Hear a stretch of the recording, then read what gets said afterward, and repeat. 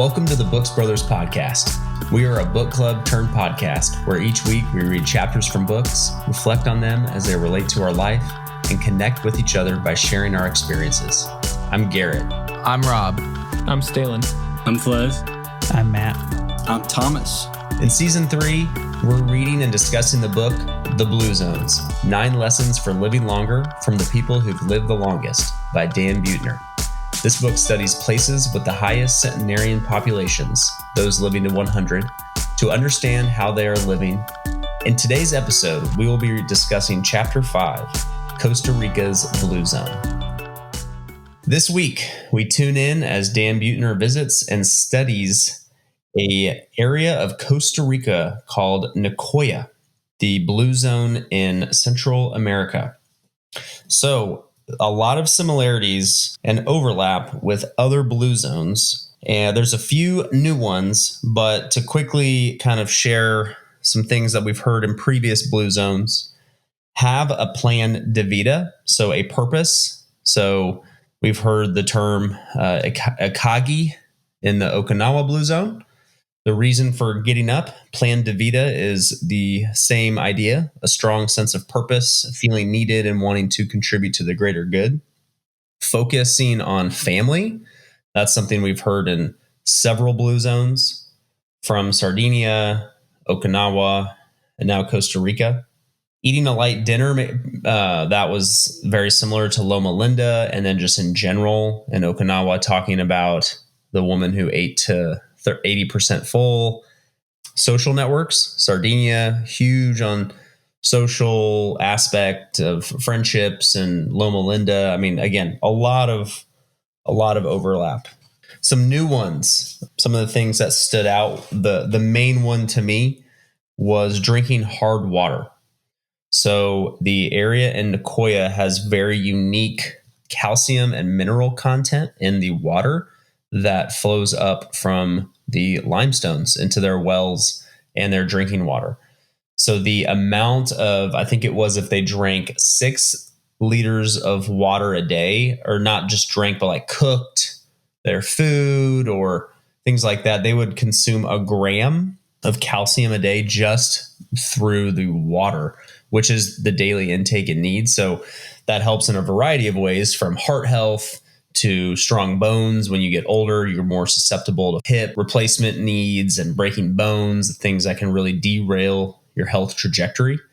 So there are just some really interesting aspects of a lot of overlap, as we're now in our 4th blue zone in 3 different continents, 4 different countries. That's probably the one that was the most unique. But similar to the other questions that have been asked with other blue zones, what was 1 or 2 of your main takeaways from the Nicoyans in Costa Rica and what they do to have long, healthy lives? I think similar as we've talked about in other zones, we've talked about eating a lot of vegetables. In this group, they seem to eat a lot of fruit. And that's something where, I don't know about you all, but I could definitely improve with fruit, as well as, vegetables and with fruit. And so that was one to me that I was like, that's interesting. And, obviously there's a lot of good vitamins and such in fruit. And I think whereas in a lot of our culture, you'll see we tend to focus more on like grains and such for carbohydrates. These other regions like this where they're eating a lot more fruit, that's something that I thought was pretty interesting and something that I've looked to incorporate some. Garrett, I think you said this in Scarcity Brain about how eating like a berry, strawberry, blueberry, whatever it was, almost was like a dessert. Like you savor it because it's that good, and it tastes so much better than eating a bag of Doritos, if you will. And so the other day, we were at a brunch with some friends at their house, and somebody brought some cuties, and I had just read this chapter. And so I had specifically went out of my way. I probably wouldn't have eaten the oranges if I hadn't just read the chapter, but I did go and have a couple of them. And that was one of the key takeaways too, is like making sure that, or one of the takeaways that I took was just eating more oranges, if you will, just for that vitamin C as well. They also talked about just getting some sensible sun. I know that that's come from other blue zones as well, to get the vitamin D.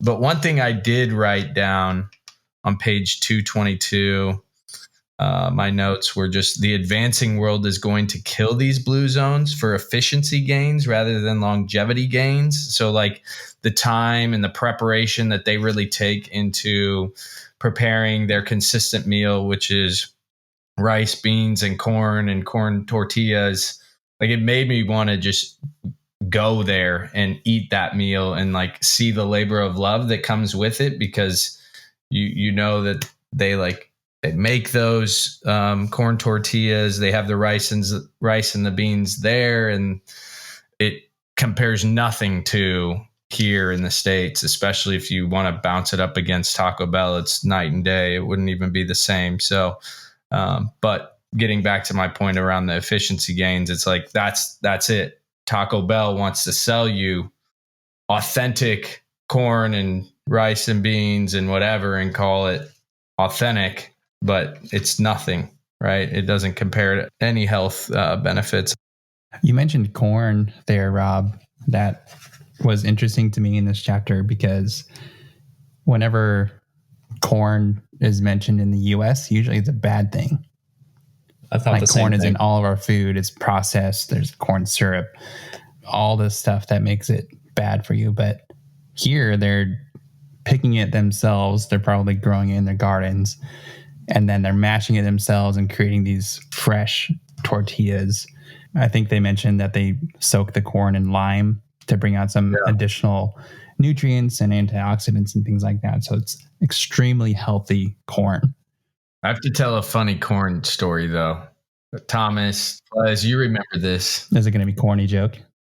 No. Back in senior year of college, Scott Turk had like a Qdoba gift card.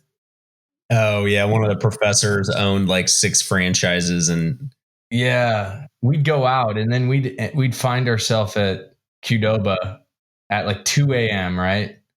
And then you'd get home and then you'd be like, shoot, what happened last night? And then you'd take that first and then you'd be like, went to Qdoba last night. The corn would be in there. Everyone was going to Taco Bell. You were living the high life. Corn? When did I eat corn? I've been getting all Austin Powers on my Instagram Explore page lately. It's been great. It's so good. They should just create a new social media that's all it is. It's just different Austin Powers clips. Have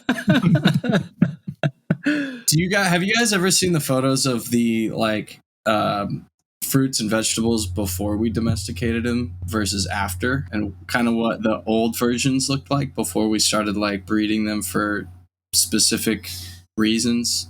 If you look at the old school corn or maize, it was like super hard, small kernels. That's why I think they ground it up all the time, is because you couldn't really eat it off the stalk. It was like too hard and inedible. But yeah, it just kind of makes me wonder, like, we're talking about eating a lot of fruits and vegetables, and like it depends on the kind too, right? Like it depends on what kind of fruits and vegetables you're consuming. If it's just kind of like a bloated, watered down version, maybe it's not as good as it used to be. I was really interested in what the author talked about with the water. And Garrett, you mentioned this already, where the water is hard. So in Arizona, we have extremely hard water. Like our glasses will be like stained, like have calcium stains and stuff. And I've kind of always thought that it was more unhealthy. You know, again, this is me not knowing much about things like this, but I've always kind of thought, and I feel like in general, people in Arizona kind of push the idea that the water is not as good for you here. And maybe that's true, but I don't really know. But I do know that like our water is very hard here. And it was just something that made me think. I was like, oh, it's an interesting point. And I mean, water's in a lot of things. And so it does make you wonder how the quality of your water can affect the food that you cook in it, or just you drinking it. That's what I thought too, Adam, because the water in Eureka here in St. Louis is extremely hard, and like we were told to get like, water softener and like reverse osmosis to drink. And yes, it is interesting. Maybe it's just one big capitalistic trap, though. Yeah, right. It's the water softener. The magnesium is what I thought separated it, what stood out to me in the water there. Because, well, like from the health benefits, like, I mean, if you look at like Americans, well over 50% of Americans are deficient in magnesium. And so it's a real problem. So it's kind of nice that it's just in their water. That was one thing that stuck out to me. Water softeners are a huge product in America. Part of it is just in your house. The water you use has a lot of calcium in it. So like laundry, dishes, clothing items, Showering. yeah, all those things will last longer with softer water. There's not as much calcium buildup and doesn't destroy them quite as much, but you don't really hear anything about what it does to your body, if it's good or bad for you. I've only heard it about things around your house and how it preserves those types of things. Yeah, I feel like from what I've seen here, people get water softeners because like the effect it can have on like their pipes and stuff, their plumbing, but then also like they say just the water tastes better when it's softened, but I don't know. Did you guys find it interesting?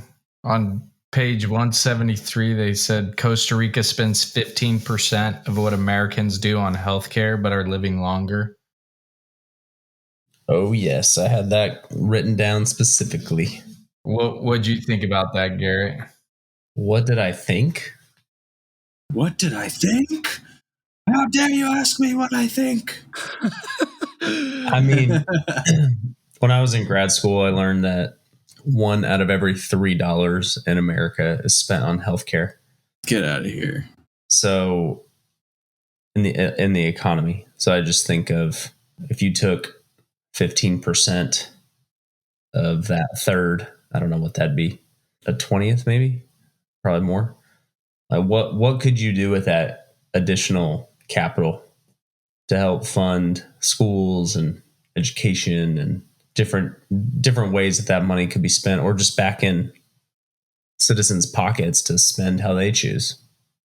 The immunization stuff that they were talking about was interesting, how it's like, yeah, everyone, again, it's all from Dan Buettner's perspective. So I don't know. And it was written 10, 15 years ago, but it was like, yeah, they go to their doctor's appointments, they take their vaccines. And in the US, we have more measles cases this year already than we did all of last year combined. And if you really want to rile a pediatrician up, just ask Brooke her thoughts on those types of topics, right? And so there's preventative things that could be done, but misinformation and whatnot can contribute to community-based like decreased health, right? Because in the measles example, the kids who have it, they are exposing everyone in their vicinity, and it's very contagious. So it's just like a fascinating thing of 15%. I can't imagine. Like what could the country look like? What could our education systems look like? Or a lot of people lost trust. It's hard to gain trust back, especially in people that aren't really fully taught. They're not educated in that realm. So it's like, I understand why people aren't getting that vaccine, because they've lost trust from other things that have happened in the past. I'm not saying that's the right thing, but I can understand why they're going that route. I mean, not only that, but it's kind of like a caste system with healthcare. Basically, you're either a have or a have not. You either have enough money to pay for quality healthcare, or you have a good enough job that pays for it, or you don't. And if you don't, you basically are just like, well, forget that system. It never worked for me, and it never will. And why would I, like Adam said, why would I trust or buy into anything that it says? So like, it's wrong. Obviously, you don't want to get measles. You want to take steps to avoid that. But at the same time, like, I can't blame a lot of the populace that kind of stays away from the whole system altogether, because they've seen half of the people around them get bankrupted the second that they get sick. It's a tough one. Rob, you brought it up. Did you have any thoughts? I think it's just a staggering number.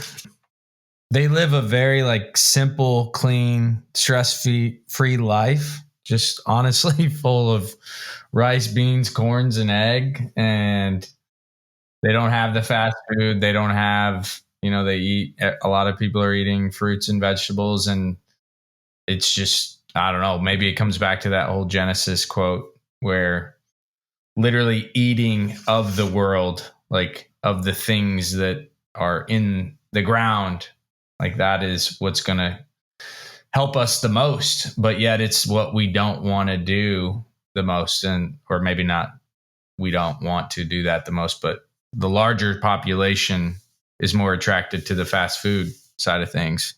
I texted my parents during this chapter actually and told them that I want them to eat more fruits and vegetables. We didn't really grow up eating a lot of fruits and vegetables. We kind of ate the same 5-6 standard meals, a lot of meat, a lot of rice, and we didn't really grow up eating a ton of vegetables. And so like just thinking about my parents right now and reading about people that are, living off of and gardening and eating their food, my parents kind of make the same regular stops to certain fast food chains like Dickie's Barbecue or a sandwich shop or a pizza place that we've been going. And I just want them to be getting the nutrients they need, especially at their age. And so that's a takeaway that I'm getting from this book is just not only caring for my parents physically, but also playing that reverse parenting on them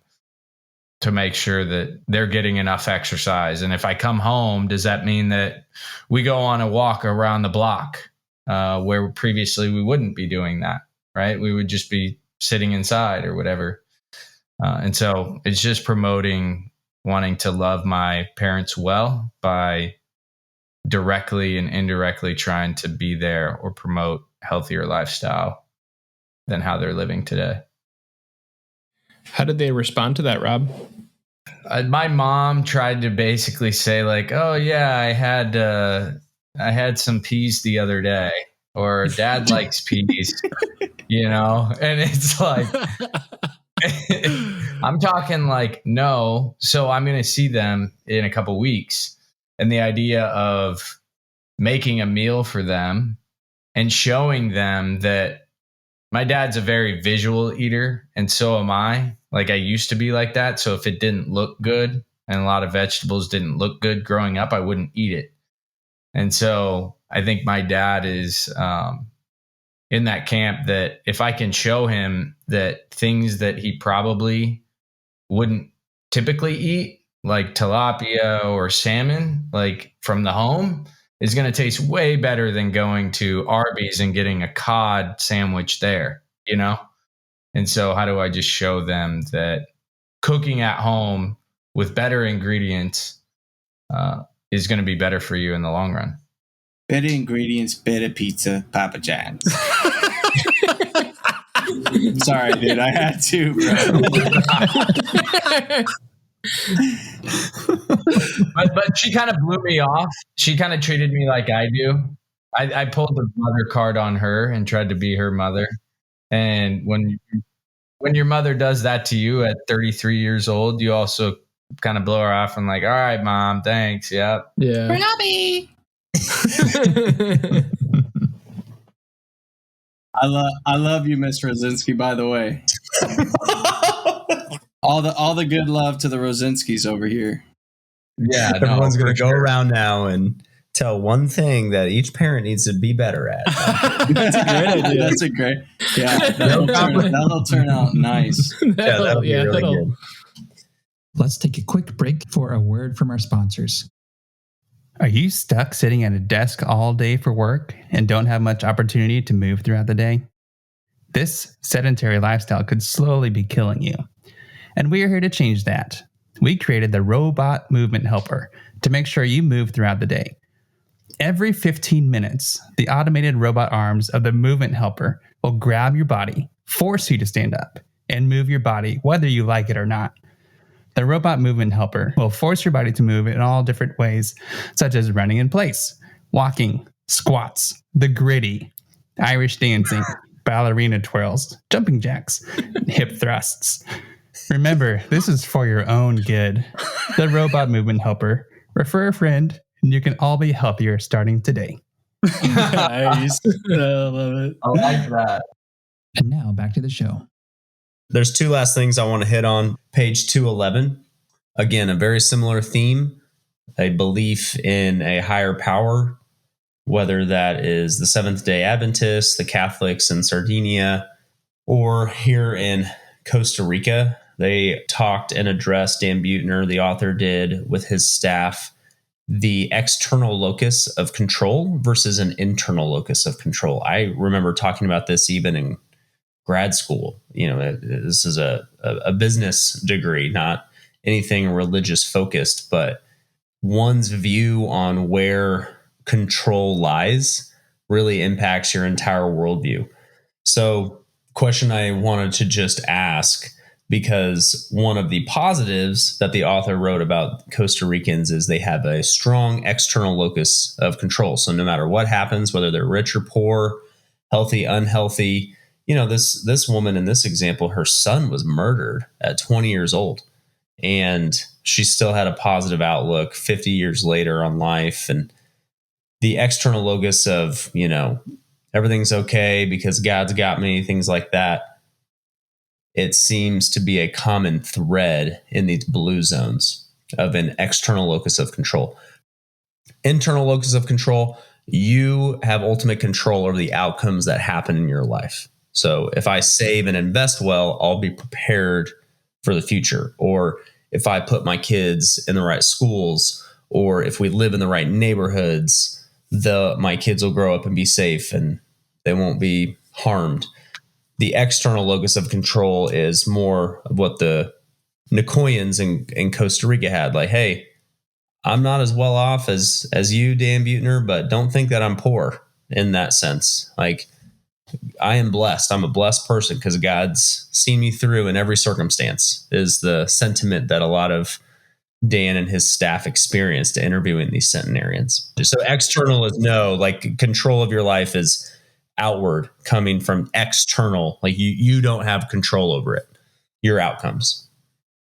For you personally, how have you seen yourself evolve as we're now in our 30s of your own personal, where does control lie? And I'll share briefly mine to just kind of open it up and be a little bit vulnerable. If I'm honest, before I had children and before I had more money, frankly, I was much more external locus of control. Now that I have my own kids, it's very difficult to not want to try and control everything to make sure that nothing bad ever happens to them or whatever. And then I think there's been a lot of positives, obviously, to our careers developing in our family. But I've noticed as our income and wealth increases, ironically, the more I worry about our financial and future security. And the internal, the locus of control has shifted more and more inward to how can I control things more? So that's something that is a huge point I'm trying to address personally, because I believe the external locus of control is the more important. I think it's all about allocating those two views to the right things in your life, right? I feel like as I've gotten older, I've just gotten better at realizing the things I can control versus the things I really shouldn't worry about or expect to control. And I think when I graduated college and was getting out into the world, it was harder to determine the line between what I could and should try and control and what was my responsibility versus the things that it's just like the illusion of controlling that adds a lot more stress to my existence, In this chapter, and as he was talking about this concept, I did kind of take a step back and realize of these people groups that we've looked at so far, really they're not folks that are wealthy individuals. I'm not really super certain about the individuals in Loma Linda. I'd imagine as being Americans and in being California, they're probably doing pretty well. I don't know if they would be like wealthy by American standards. But yeah, I think a lot of these we're seeing are not people that come from a lot of money.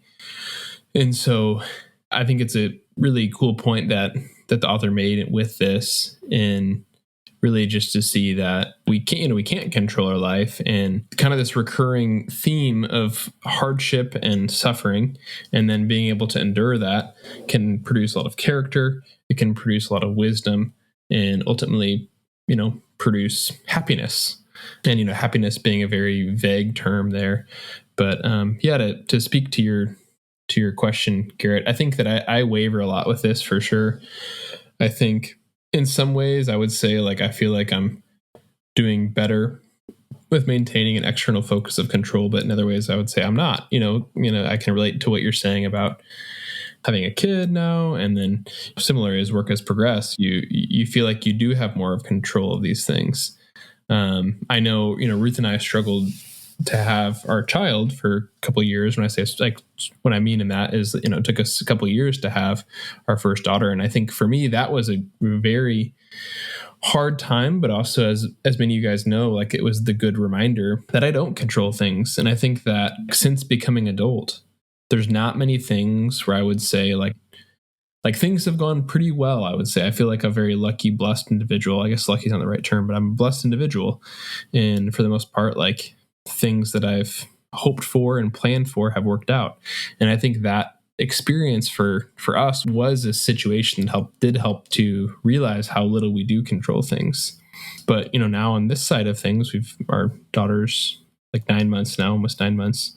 And I think I can easily forget what we endured to get to where we're at and start to think I can control things again. And so I think for me, it's it's a seasons thing where I go through seasons where I really try to control, where I go through seasons where I do kind of give in to just realizing I don't have control over things. And I think that's when hard times are happening a lot of times. But ultimately that's where we grow. That's where we learn. That's where we get more wise. Yeah. So this is a great discussion.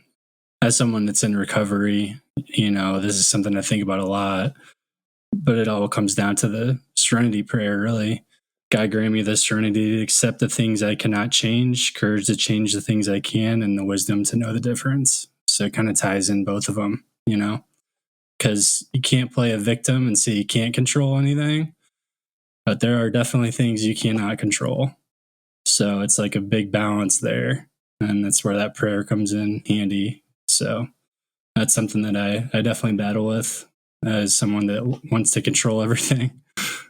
You got to be very wise, with the things that you can control and kind of let go of things that you can't. So yeah, that's definitely going to be a battle that I face on a daily basis, moment to moment. Thanks for sharing.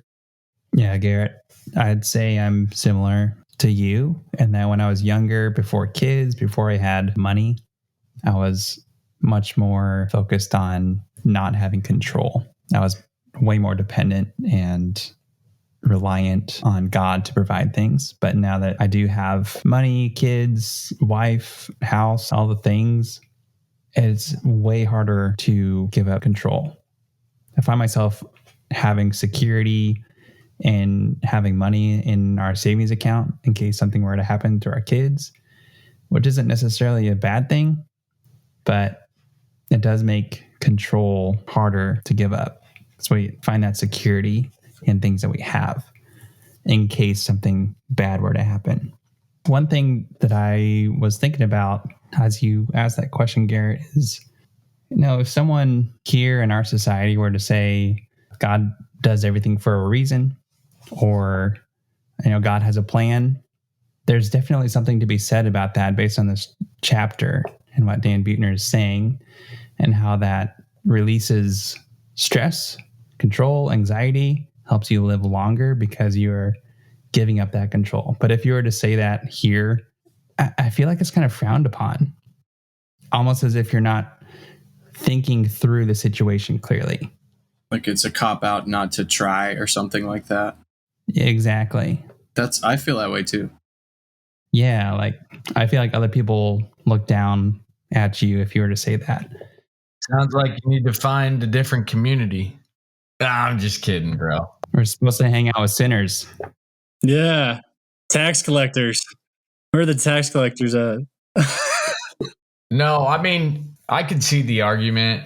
I mean, I feel like I'm more in the camp of, I mean, I want to give more and more of my life to God. And I think that that's what I've been trying to do over the years. And yeah, there's a recognition of being more blessed in that. And I think it's more or less just like an awareness of how blessed you truly are.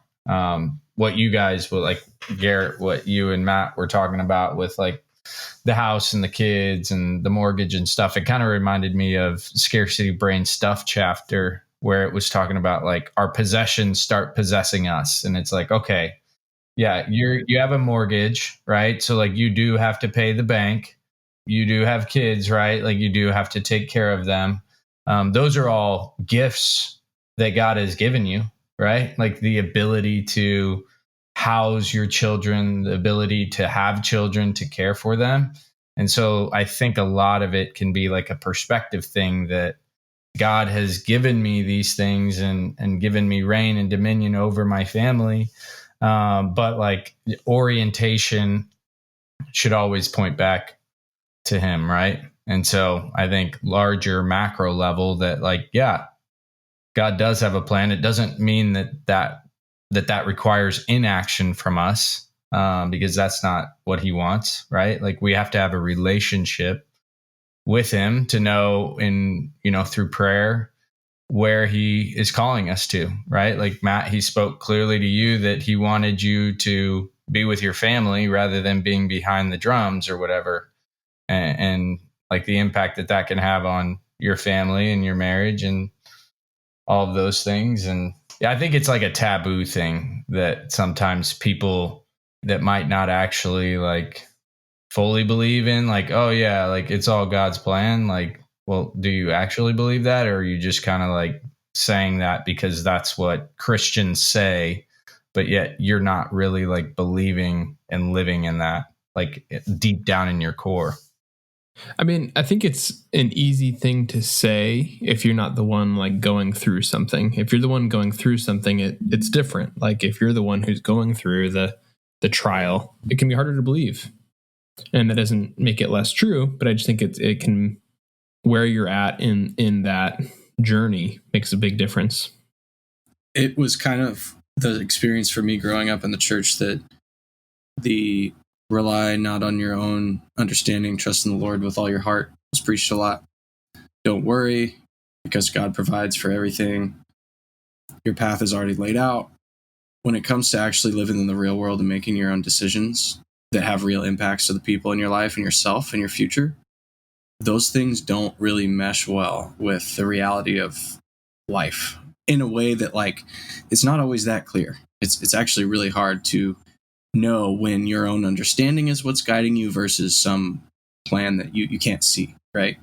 And that's where faith comes in. But at the same time, like even that is something intangible it creates a situation to where you have to be super self-aware of your true intentions. And I feel like that's really tough, man. I mean, in our world, we're not really given a whole lot of time to sit and dwell. And I mean, I feel like a lot of stories in the Bible are about how somebody went down a wrong path that they thought was the right path at the time, and then they come to God with their fist raised, like, why have I gone down this path? How could you, mislead me like this? God, I'm angry at you, like, and smite. Yeah. And I mean, it's just, I think it's just human nature, man. Like it's not supposed to line up, right? Because the world is flawed. Yeah, the world is flawed, and there's no right answer in any given situation. Usually, it's just a lot of do the best you can. That's a good one though. I struggle with that still, so I'm glad you guys brought that up. For sure. So the last point or part I was going to bring up, I'm just going to read, and maybe how we can spin this. If you're tuning in and listening, I want to challenge this to be a question for everyone as they go, and would encourage everyone to talk with someone in your own community, perhaps coworkers, colleagues, friends in your own neighborhood. So along those lines of what we're talking about, external locus of control, being content with enough, everything in moderation. The last interview that Dan had, the author, in Nicoya, and conversation he recorded, at least, it really just struck deep with me, especially considering how connected we are on our phones and how we have endless opportunities to constantly be doing something, and how we talked about the concept of rest and Sabbathing, both through the Loma Linda Blue Zone and I think the first episode. So on page 220, I'm just going to read it, and I'm just going to like end it here because I think it's a really powerful 2 paragraphs. I guess the question is, where in our lives do we need to add space in our schedule to have margin for just nothing to do? So he's interviewing and just really kind of flabbergasted, I think, by how simple of a life this family lives. And it says, "We don't need much," Ada interjected, heading off an implication of poverty. "We're satisfied." Here, Ada's answer trailed off, and she fell silent for a moment. "You have to keep busy," she resumed, now answering a question I did not pose. "When people have too much time, they get involved with vices. Here, we have enough to do. We stay busy enough to keep the devil away, but not so much that we get stressed. It's a clean, pure life. But don't you ever get bored?"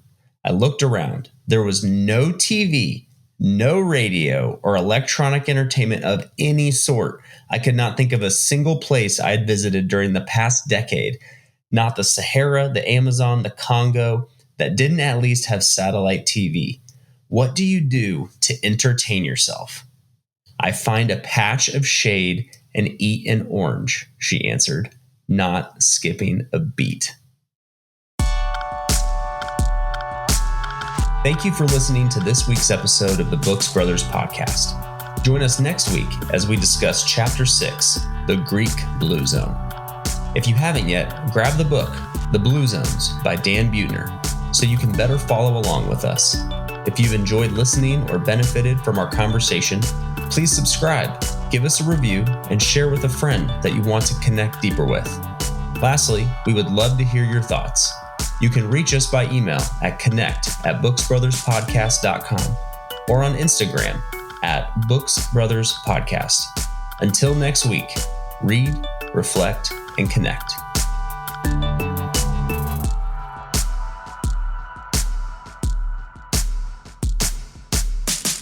Husbands, are you tired of keeping a budget only for your wife to blow right past it at the end of the month? Are you wanting that extra protection to make sure you're hitting financial goals? Now introducing the Wife Spending Button. This feature is available with all banking and credit card companies and allows you, the husband, to directly prevent your wife from spending money at select retailers. Say your wife loves going to Lululemon or Vera Bradley for those month-end sales. Just enable this feature with your bank and credit card company, and boom, your wife will be denied at the point of sale. It's that easy. Wife Spending Button. It'll only work so long until you cave. Oh, that's a good one, man.